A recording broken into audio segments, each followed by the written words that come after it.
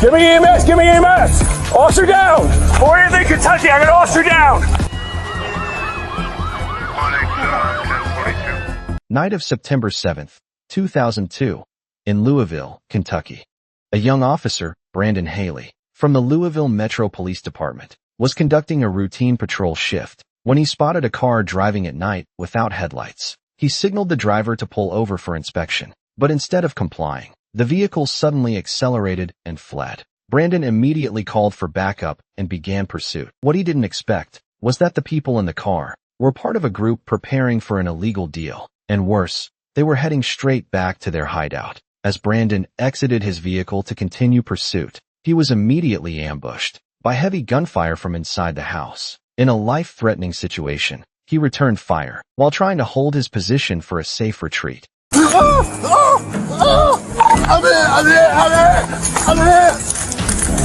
Shots fired!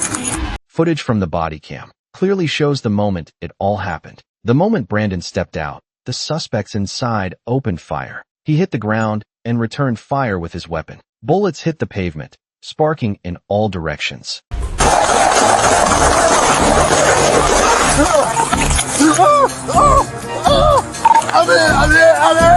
I'm here!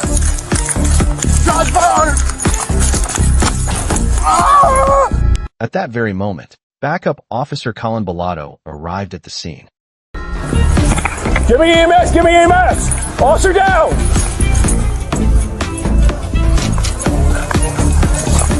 Where you hit?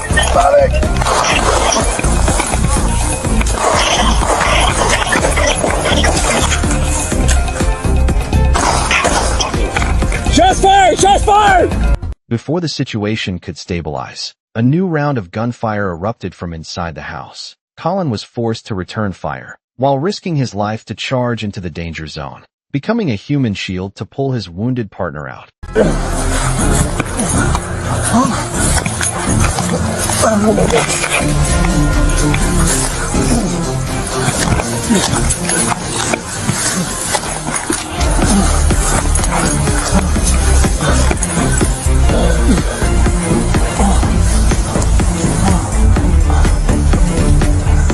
Where you hit? My stomach! Fortunately, Officer Colin was in excellent physical shape. Even under extreme pressure, he remained remarkably composed. Immediately, Colin crouched down to check his partner's injuries. Then, while keeping watch on the surroundings, he struggled to lift Brandon, who was seriously wounded, back to his feet once more. Or anything Kentucky, I got an officer down!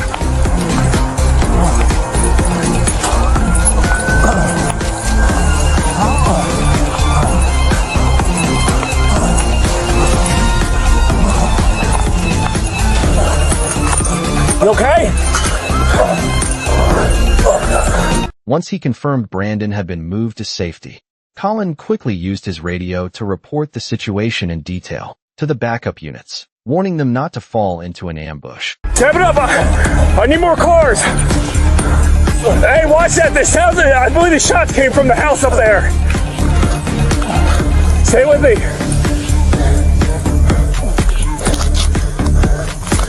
Hey! Watch your back! Cover that! One of those houses over there, the shots came from the front door! Khi tình hình tạm ổn, Colin lập tức quay lại sơ cứu khẩn cấp cho Brandon. Hey, we're gonna be on Kentucky right up here in the alleyway. I got an officer with a gunshot wound to the chest.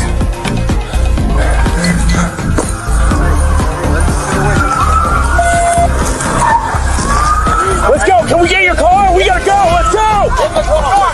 Get it open, Sarge! Get in the car! Get in the car! Get in the back! After transporting Brandon to the hospital, a SWAT team and emergency negotiators took over the scene. After hours of intense standoff, the 4 suspects inside the house finally surrendered and were arrested. At the scene, police recovered a large amount of drug residue and related paraphernalia. The estimated quantity of illegal substances exceeded 22 pounds. Additionally, for handguns, 2 AK-47s and 3 shotguns were found in the room. Although all 4 suspects were charged with multiple serious offenses due to signs of scene tampering, they all denied the allegations. According to legal procedures, they are presumed innocent until proven guilty with solid evidence. Therefore, the court allowed them to remain under house arrest until the investigation. As for Officer Colin, the man who risked his life to save his partner, he is a military veteran with many years of experience in the force. In that life-or-death battle, he used every ounce of strength to drag Brandon, who was fully geared and weighed nearly 200 pounds, across half a city block under a hail of gunfire. As for Brandon, the young officer had only been on the force for 2 years, though he was critically injured. Fortunately, he survived the ordeal and is now in recovery. Following the incident, both Colin and Brandon were honored by the police department for their bravery, resilience, and team spirit, a display that truly commands admiration from anyone.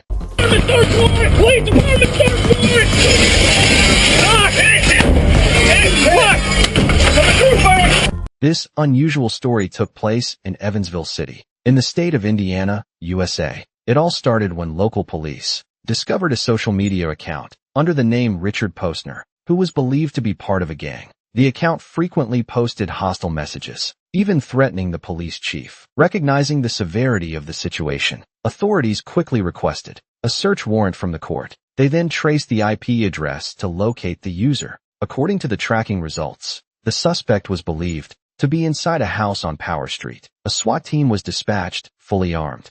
During the ride, the mood in the vehicle was rather relaxed. Everyone thought this would be a raid to remember.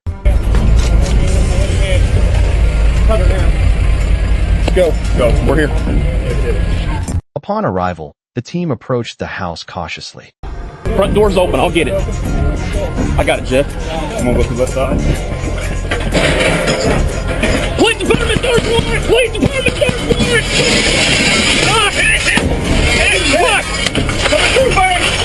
After smashing a window, they didn't rush in but instead threw 2 stun grenades inside, demonstrating caution and professional tactics.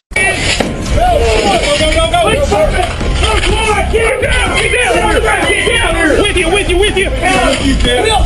As soon as they entered, the SWAT team immediately ordered everyone to lie face down on the floor. But contrary to their expectations, there was only a 68-year-old man and a young girl inside. Even though she was just a child, the team remained fully alert. As in the US, some manufacturers have released AR-15 rifles, specifically designed for teenagers. That reality made every situation require the highest level of caution. To ensure safety, police instructed the girl to place her hands behind her head and proceeded to handcuff her. Need one in here! Need one back here, guys! One coming out with one! You pull the door, I get it. After subduing the 2 people in the house, the SWAT team began thoroughly searching every area: bedrooms, restrooms, kitchen, and even storage rooms. But nothing unusual was found. Just when they thought the search was complete, they discovered a small basement at the back of the house. With you. One. With you. Hold it. Just hold it.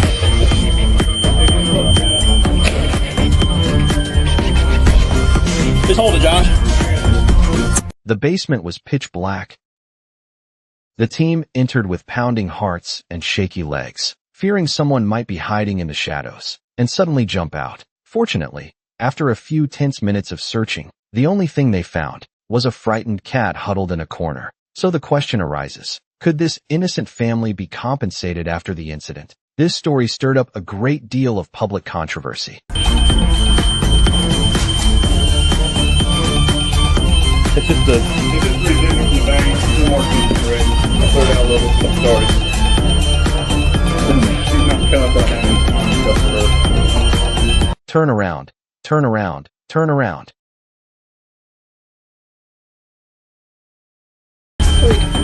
But during all that time, the old man still had no idea why the police had suddenly raided his house. They gave no specific explanation for detaining him, and the young girl, only repeating, "We'll explain later." Both of them were then taken into a police car.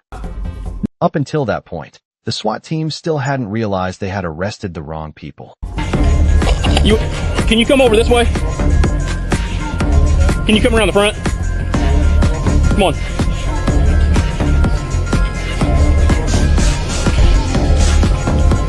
How old are you, hon? Okay.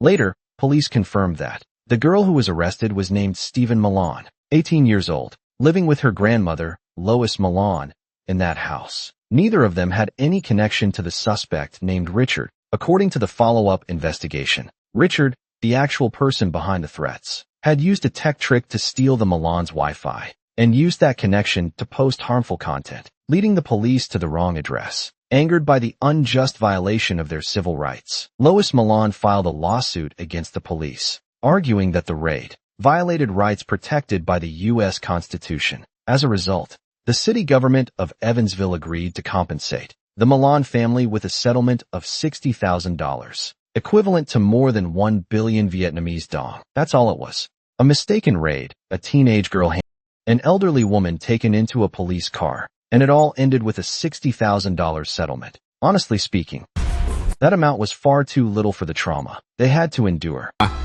As for the real suspect, Richard Posner, he was sentenced to 16 months in prison for threatening law enforcement officers. Right now on your screen are many more interesting videos from this channel that you can click to watch. And if you enjoyed this video, don't forget to leave a like, share, and subscribe to support the channel. That's it for now. Goodbye and see you in the next video.